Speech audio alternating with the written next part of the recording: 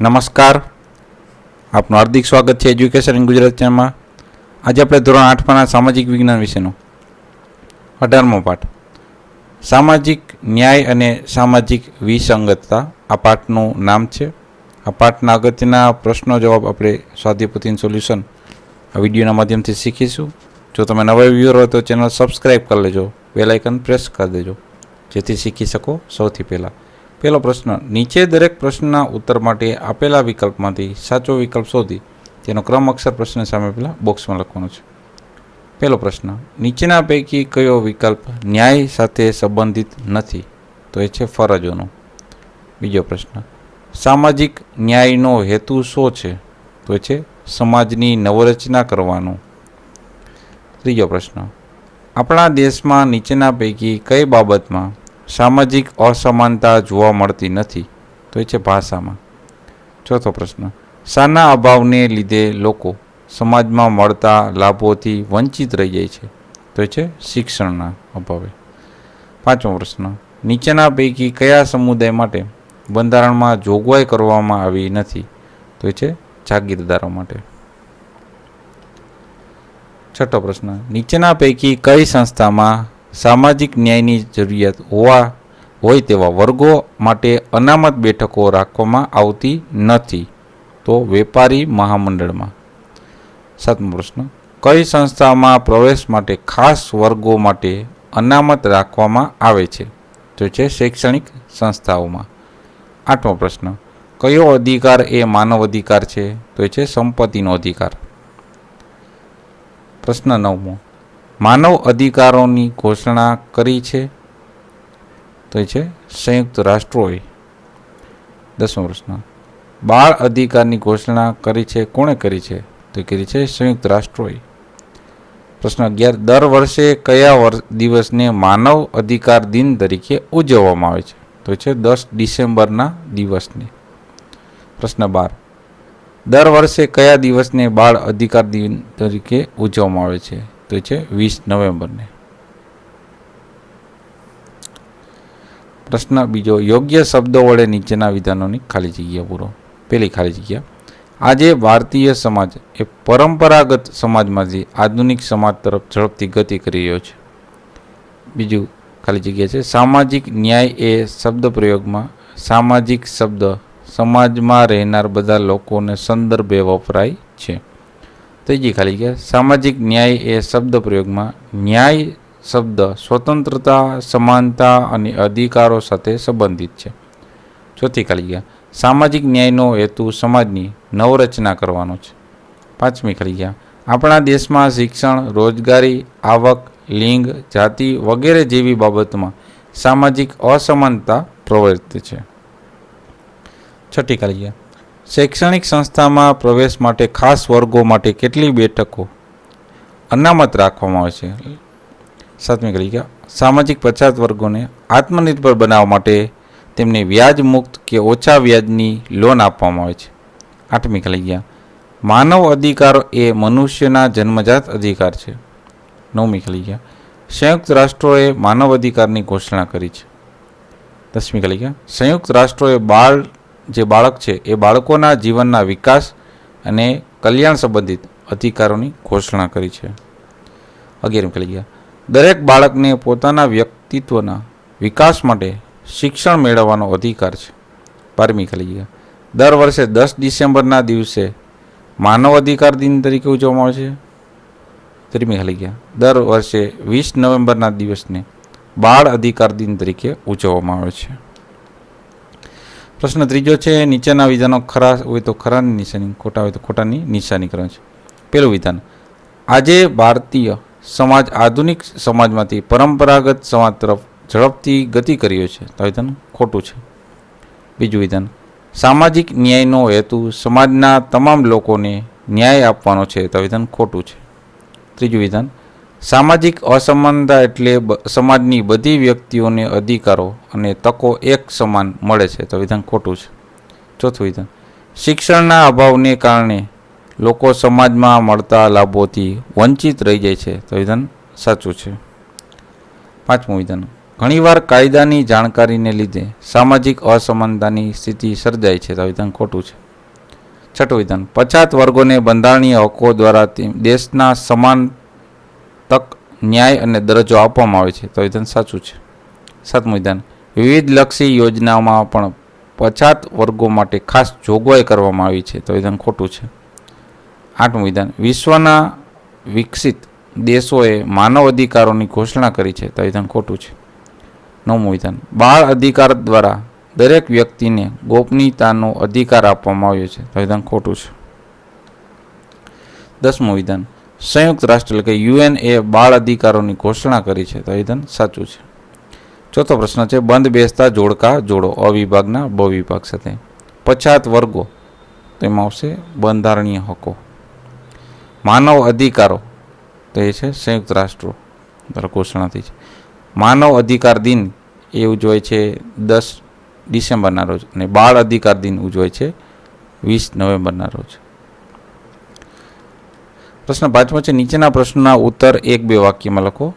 પહેલો પ્રશ્ન, આધુનિક સમાજમાં કઈ કઈ બાબતોમાં પરિવર્તન થઈ રહ્યા છે? તેનો જવાબ છે, આધુનિક સમાજમાં આર્થિક, સામાજિક, રાજકીય, સાંસ્કૃતિક વગેરે બાબતોમાં પરિવર્તન થઈ રહ્યા છે. બીજો પ્રશ્ન, સામાજિક ન્યાય માટે શું કરવું જોઈએ? તેનો જવાબ છે, સામાજિક ન્યાય માટે સામાજિક ન્યાય માટે જ્ઞાતિ, લિંગ, જાતિ કે વંશનો કોઈ પણ પ્રકારનો ભેદભાવ રાખ્યા વિના સમાજના બધા લોકોના વ્યક્તિત્વના વિકાસ માટે સમાન સામાજિક તકો મળવી જોઈએ, એવું આપણે કરવું જોઈએ. ત્રીજો પ્રશ્ન, સામાન્ય ન્યાય શા માટે? તેનો જવાબ છે, સામાન્ય ન્યાય એ સમાજની દરેક વ્યક્તિ માટે સ્વતંત્રતા સુનિશ્ચિત કરવા, સમાનતા પૂરી પાડવા અને વ્યક્તિગત હકોની જાળવણી કરવા માટે વપરાય છે. ચોથો પ્રશ્ન, સામાજિક અસમાનતા કોની સાથે સંકળાયેલ છે? તેનો જવાબ છે, સામાજિક અસમાનતા વ્યક્તિને મળતા અધિકારો અને તકોને સંદર્ભે સમાન ન હોવાની સ્થિતિ સાથે સંકળાયેલ છે. પાંચમો પ્રશ્ન, આપણા દેશમાં કઈ કઈ બાબતમાં સામાજિક અસમાનતા જોવા મળે છે? તેનો જવાબ છે, આપણા દેશમાં શિક્ષણ, રોજગારી, આવક, લિંગ, જાતિ વગેરે બાબતમાં સામાજિક અસમાનતાઓ જોવા મળે છે. છઠ્ઠો પ્રશ્ન, અગાઉ સમાજમાં લિંગના આધારે કયા કયા ભેદભાવ કરવામાં આવતા હતા? તેનો જવાબ છે, અગાઉ સમાજમાં લિંગના આધારે સ્ત્રી પુરુષને તેને સમાન કામના આધારે ચૂકવવામાં આવતા વેતનમાં તેમજ મોટા ભાગે દીકરા દીકરીઓને ઉછેર કરવામાં અને તેમને શિક્ષણ આપવામાં ભેદભાવ કરવામાં આવતા હતા. સાતમો પ્રશ્ન, સમાજમાં અમુક વર્ગ કે જાતિના લોકોનો સામાજિક વિકાસ સાથી નીચો જોવા મળે છે. તેનો જવાબ છે, સમાજમાં જોવા મળતા કુરિવાજને લીધે અમુક વર્ગ કે જાતિના લોકોને સામાજિક વિકાસ નીચો જોવા મળે છે. આઠમો પ્રશ્ન, સમાજનો વિકાસ સાથી રૂંધાય છે. તેનો જવાબ છે, સમાજમાં રૂઢ થયેલી માન્યતાઓને કારણે લોકો નવી બાબત કે પરિવર્તનને સ્વીકારવામાં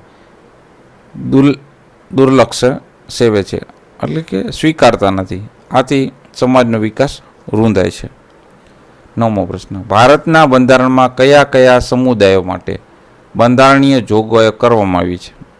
તેનો જવાબ છે, ભારતના બંધારણમાં અનુસૂચિત જાતિઓ, અનુસૂચિત જનજાતિઓ, વિચરતી જાતિઓ, સામાજિક અને શૈક્ષણિક પછાત વર્ગો, અલ્પસંખ્ય સમુદાયો વગેરેના રક્ષણ, કલ્યાણ અને વિકાસ માટે બંધારણીય જોગવાઈ કરવામાં આવી છે. દસમો પ્રશ્ન, સમાજનો કયો વર્ગ મોટા ભાગે વંશ પરંપરાગત ગરીબીનો પણ ભોગ બને છે? તેનો જવાબ છે, વિકાસ માટેની કોઈ સુવિધા વિહોણો તેમજ જેની અન્યાયનો પ્રતિકાર કરવાની ક્ષમતા લુપ્ત થઈ ગઈ છે તેવો સમાજનો શોષિત અને વંચિત વર્ગ મોટા ભાગે વંશ પરંપરાગત ગરીબીનો પણ ભોગ બને જ છે. પ્રશ્ન 11, કઈ કઈ સંસ્થાઓમાં કેટલાક મત વિસ્તારો સામાજિક ન્યાયની જરૂરિયાતવાળા વર્ગો માટે અનામત રાખવામાં આવે છે? તેનો જવાબ છે, ભારતીય સંસદ, રાજ્યોની વિધાનસભાઓ અને પંચાયતો વગેરે સંસ્થાઓમાં કેટલાક મત વિસ્તાર છે એ સામાજિક ન્યાયની જરૂરિયાતવાળા વર્ગો માટે અનામત રાખવામાં આવે છે. 12મો પ્રશ્ન, શોષિત અને વંચિત વર્ગોમાં શિક્ષણનું પ્રમાણ વધારવા માટે કઈ જોગવાઈ કરવામાં આવી છે?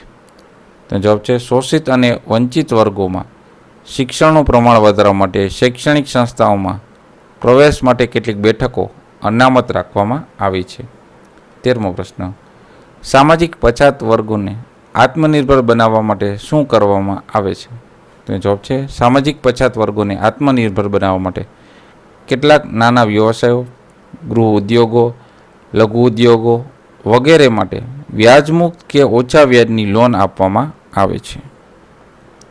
14મો પ્રશ્ન, માનવ અધિકારો એટલે શું અથવા તો માનવ અધિકારો કોને કહે છે? તેનો જવાબ છે દરેક માનવીને જાતિ, ધર્મ, ભાષા કે રાષ્ટ્રીયતાના કોઈ પણ ભેદભાવ વિના સન્માન અને ગૌરવપૂર્ણ જીવન જીવવા માટે જરૂરી અને ઉપયોગી મૂળભૂત અધિકારોને જ માનવ અધિકારો કહેવામાં આવ્યા છે. 15મો પ્રશ્ન, બાળ અધિકારો કોને કહે છે? તેનો જવાબ છે બાળકોના કલ્યાણ અને તેમના વિકાસ સાધવા માટે તેમજ તેમની શારીરિક, માનસિક અને બૌદ્ધિક શક્તિઓનો વિકાસ કરી તેને સ્વસ્થ અને જવાબદાર નાગરિક બનાવવા માટે જરૂરી અધિકારોને જ બાળ અધિકારો કહે છે. 16મો પ્રશ્ન, સામાજિક અસમાનતાની પરિસ્થિતિ એટલે શું?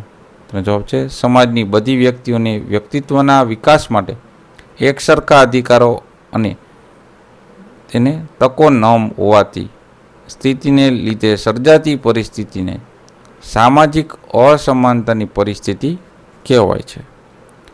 પ્રશ્ન 6, નીચેના પ્રશ્નોના ટૂંકમાં ઉત્તર લખો. પહેલો પ્રશ્ન, સામાજિક ન્યાય એટલે શું?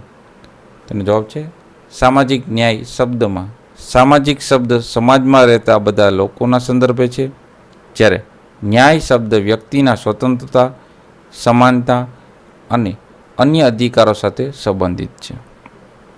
સમાજના બધા લોકોને ધર્મ, જ્ઞાતિ, લિંગ, જાતિ કે વંશના ભેદભાવ વિના તેમના વ્યક્તિત્વનો સર્વતોમુખી વિકાસ સાધવા માટે તેમને સ્વતંત્રતા અને સમાનતા મળે તેમજ તેમના વ્યક્તિગત હકોની જાળવણી થાય ત્યારે તેમને સામાજિક ન્યાય મળવો એમ કહેવાય છે. પ્રશ્ન બીજો, વ્યક્તિને માનવ અધિકારો કઈ રીતે ઉપયોગી છે? તો જવાબ છે માનવ અધિકાર એ નાગરિકતાનું અનિવાર્ય લક્ષણ છે. તે માનવીને જન્મજાત મળે છે. તે વ્યક્તિના મૂળભૂત અધિકારોનો હક છે. વ્યક્તિને સમાજના ગૌરવપૂર્ણ જીવન જીવવા માટે માનવ અધિકારો ખૂબ જ ઉપયોગી છે. માનવ અધિકારો મળવાથી દરેક વ્યક્તિ ધર્મ, ભાષા, જાતિ કે રાષ્ટ્રીયતાના ભેદભાવ વિના સન્માનભર્યું જીવન જીવી શકે છે. કોઈ પણ સામાન્ય વ્યક્તિ માનવ અધિકારો વિના પોતાનો સર્વોત્તમ વિકાસ સાધી શકતો નથી. આમ માનવ અધિકારો વ્યક્તિને ખૂબ ઉપયોગી છે. ત્રીજો પ્રશ્ન, સામાજિક અસમાનતાની આર્થિક સ્થિતિ પર કેવી અસરો થાય છે? તેના જવાબમાં પહેલો મુદ્દો જોઈએ તો ઓછી આવક ધરાવતા ગરીબ લોકો અને પછાત વર્ગો પ્રગતિ કરી ન શકે તેવી સ્થિતિમાં મુકાઈ જાય છે. બીજું, એ લોકો પાસે વિકાસ કરવાની સુવિધાઓ હોતી નથી. ત્રીજું, તેઓ અન્યાયની સામે પ્રતિકાર કરવાની ક્ષમતા ધરાવતા નથી. ચોથું, તેઓ શોષિત અને વંચિત રહી જાય છે. પાંચમું, તેઓ વંશપરંપરાગત ગરીબીનો ભોગ બની જાય છે. છઠ્ઠું, તેઓને ગંદા વિસ્તારમાં રહેવું પડે છે. સાતમું, તેઓ અનેક નાના મોટા રોગોથી પીડાતા હોય છે. આઠમું, તેમના બાળકોને ભણવાની ઉંમરે મજૂરી કરવી પડતી હોય છે.